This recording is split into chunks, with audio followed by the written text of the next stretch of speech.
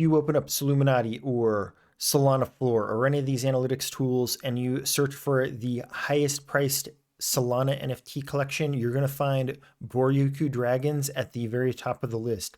So in this video, we're going to discuss why I think that's the case. Why is this one valued so highly? Has it already reached its peak? Is it tumbling down? Is it too late to get in? Maybe you should buy one because it's going to keep going up. Obviously I'm not going to tell you what to do, but we're going to discuss all of the reasons why I think this is a good NFT project. Also, I'm drinking Monster Dragon tea. In fact, I drank the whole can already. I'm feeling great. I've got a whole case of these. I love dragons. I love Monster Dragon. Just a side note, I also love their website, which is what I'm going to show you first. What I really like about this is every single one of their Genesis collection NFT is listed here, and you can see they're fully animated. The artwork is just world class on these. I guess not all of them are animated, but you can see that these are just really, really cool looking NFTs, and you can sort and you can see the details on the breeding cooldown, which we'll discuss later, and all of the different factors. You can learn about the rarity of the different traits. Their website is just really, really nice, which is one of the reasons I'm going to list very first why I think that this is a strong project. Is the artwork on the website and the technology is just very streamlined. It looks very good. I can tell the team really has things together and is committed to delivering on high quality products, and they have a history of doing so. This is the kind of project that really appeals to me. When I see everything really fall into place and look good like this, it is a very good sign. But now we're going to dive into my slideshow because we're going to discuss the details on what's been going on with this project. So first of all, floor price sitting around 250 Solana. That's incredible. As I mentioned, it's one of the highest value Solana NFTs out there today. And there's only 1,111 of these available total. Now there is a secondary collection we'll discuss a little bit later, but for the Genesis, it's just that very small collection size which creates a supply crunch.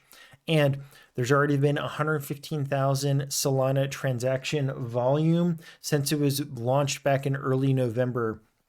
So this was definitely an early mover in the Solana world and has a proven record of delivering and of having value. But the floor price has gone up and down a couple times. So there's been some pumps and some dumps a couple times here.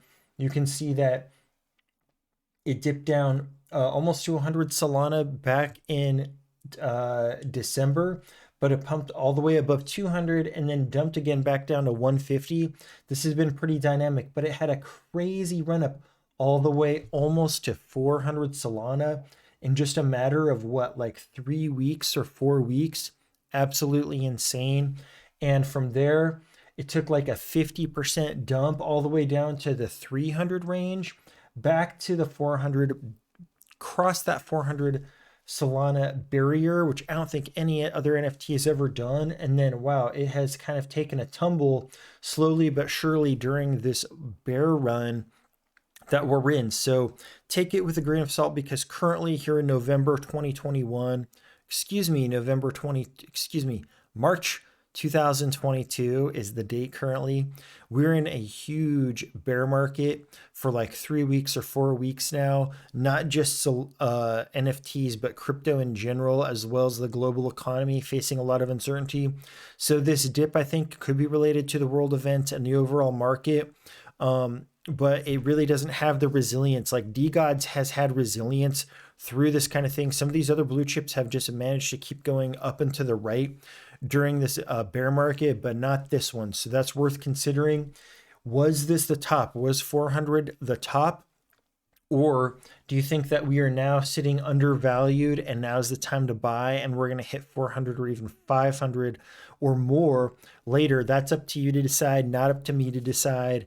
But I think that all of the pieces are in place for a successful project. I'm not saying that means it's going to be shooting it to the moon again, but I will say that all the pieces are there, in my opinion. What I like to look at, in addition to the floor price history, is the transaction, not just the total volume, but the number of transactions per day, because Look, if you own one of these and you need to sell it for liquidity or because you need the money or whatever, you need to be able to put it on the floor and know that it's going to sell. There are some days where zero of these sell, and that is kind of a red flag for me if you're that kind of trader. But if you're looking at working with an investment of this magnitude, then maybe that's not so much of a consideration for you. You know, you can list it and let it sit for a couple days. It's going to sell, and that's not a big deal. Some days there's up to 6 of these selling. And this is just looking back basically through the month of halfway through February, halfway through March is the time frame we're looking at in this 1 month chart on Solana floor. Be sure to check out the tools. But yeah, I always check out the transaction history and just kind of see how many are selling per day. It's not very many. The liquidity could become a big problem real quick on this NFT. The socials on this project, again, with these Solana NFTs, they don't get crazy huge, at least not yet. But in Discord, there's 15,000 members. They've got 26,000 followers on Twitter. And the overall activity in the Discord is really good. I had some questions about how the breeding and the staking and all that worked. And within like 2 minutes, people were responding to my questions. Everyone was super friendly and helpful. I appreciate that very much. Shout out to the people in the Discord. Thanks so much for helping me out. And yeah, I think this is a pretty good community. There is a BOKU utility token that you actually don't have to stake. So I know I listed staking here. Staking is not one of the features you have to worry about. You can just hold. And I think that makes a lot of sense, honestly. You just hold this and you're going to be earning a 7 BOKU per day for the Genesis collection. And if you have one of the babies, then you're going to get 1 BOKU per day. Here's what's crazy to me is these BOKU are actually valued currently at $2.71 USD on the marketplace. So if you were to go buy BOKU, they're pretty expensive. And if you're just earning these and selling them off rather than using them for breeding or whatever else you're going to use them for, then you could be making some good passive income with this NFT. I think that this is the highest, in terms of US dollar, this is the highest value I've ever seen for a utility token. So that is very cool. What's interesting though, not only that there's no staking required to earn this token, but that it has an inflation chart that they have mapped out. And so you can see that every year that goes by, it becomes more expensive to breed and to generate a baby NFT token, a baby dragon. So that is something to consider. The more time passes, the harder it's going to be to spawn more babies and the more potentially more value as time goes on for both the babies and the Genesis and the BOKU. There is a breeding mechanism for these BOKU babies, and there's like a cooldown period that you can view. I showed you on the website earlier. You need 2 of the Genesis collection, and then you can go to the website and you can breed these, but you can only breed them periodically. And I think the higher the rarity, the more frequently that you can breed. Don't quote me on that. That's just my suspicion. I'm not sure about that. But as you can see, you're going to be also earning BOKU 1 per day for every baby that you hold. And the floor price for one of these babies is about 35 Solana right now. So that is a high incentive. Like you can actually just go buy these babies off the marketplace too, if you don't have money for a Genesis collection, to be earning those BOKU. Last slide here is an interesting feature that is unique to this project called the Brewing game.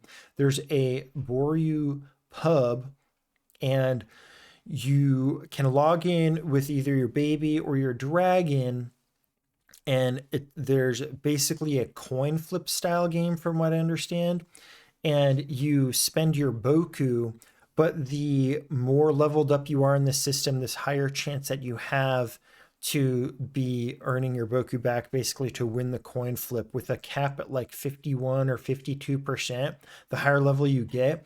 But 3% of the BOKU are burned by default. So this creates more scarcity with the BOKU, and the higher level your dragon is, the higher chance that you have for winning on this kind of gambling system.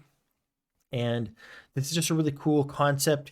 You go to the pub, you can contribute by either burning and contributing to the ecosystem, which is good, or maybe you're winning some extra BOKU, which is also a lot of fun. Either way, I think this was a really neat idea, and maybe we'll see more projects doing things like this in the future.